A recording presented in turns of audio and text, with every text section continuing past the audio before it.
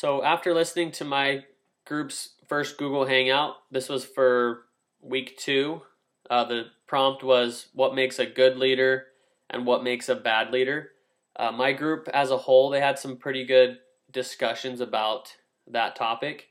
Carla started out with a pretty good thought. She said that she appreciates a leader who has started out as a follower. So basically, it's somebody that started at the bottom of the company and has had to work their way all the way up to the top.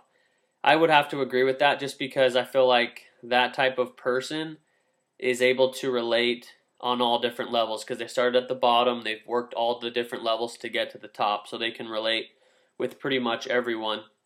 But Tanner had a good thought as well on that on the other end.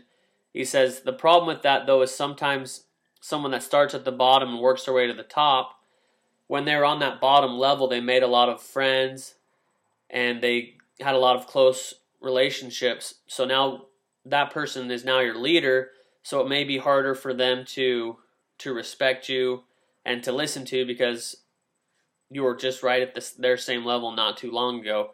And then the other problem with that is once you do make it to the top, you're going to start picking favorites. So I can kind of agree with all of those.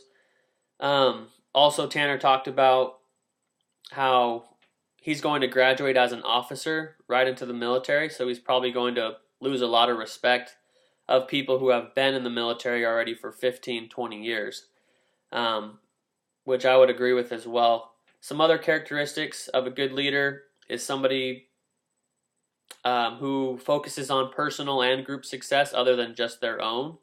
A bad leader obviously would just be results-oriented. So those are things that my group had talked about.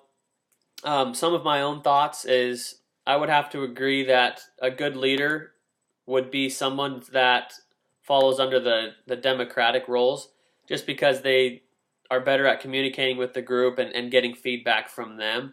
So that's the type of leader that I would really relate to. The other two, as far as authoritarian and laissez-faire, I wouldn't really relate as much with them. But those are some of my thoughts, and that's it.